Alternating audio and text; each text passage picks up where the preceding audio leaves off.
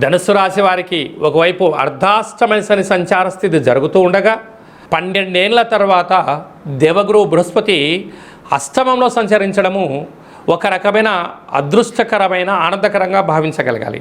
ఎందుకనగా రాశాధిపతి గురువు ఆయన వచ్చే స్థితిలోకి రాబోతున్నాడు. గత 7 ఏళ్లుగా మీరు పడని బాధ లేదు, ఎక్కని ఆఫీస్ మెట్లు లేవు, దిగని ఆలోచన లేదు, చెయ్యని స్నేహాలే లేవు. కానీ ఇప్పుడు వాటన్నిటికీ సువర్ణపు కాలం ప్రారంభమైందని చెప్పి గుర్తుపెట్టుకోగలగాలి. ధనుసు రాశిలో ఏ నక్షత్రాలు వస్తాయి అనగా మూలా నక్షత్రంలోని 4 పాదాలు, పూర్వాషాఢ నక్షత్రంలో 4 పాదాలు, ఉత్తరాషాఢ నక్షత్రంలో 1 పాదం కలిపితే ధనుసు రాశి. రాశాధిపతి దేవగురు బృహస్పతి, వీరికి తృతీయంలో రాహు, అర్ధాష్టమ శని. కనుక ఈ 2 కూడా గ్రహ సంచార స్థితిలో పెద్దగా అనుకూలించవు.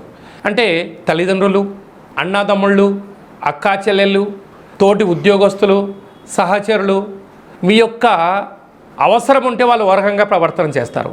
మీ అవసరం తీరిపోగానే ఇంకోలా ప్రవర్తన చేస్తూ ఉంటారు. కానీ మీకు నటించడం చేత కాదు. అంటే కారణం ఏమిటి?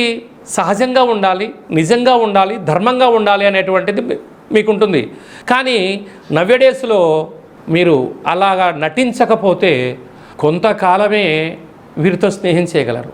శాశ్వతంగా మీరు ఆధ్యాత్మిక చింతన, సత్ప్రవర్తన, దేవతారాధన, యోగా, ఆసన, మెడిటేషన్ లాంటి వాటిని అలవర్చుకోగలిగినట్లయితే ఈ సమాజం కన్నా ఆత్మ సౌందర్యంతో మీకన్నా అదృష్టవంతులు ఎవరు లేరు అని చెప్పి కూడా గమనించాలి.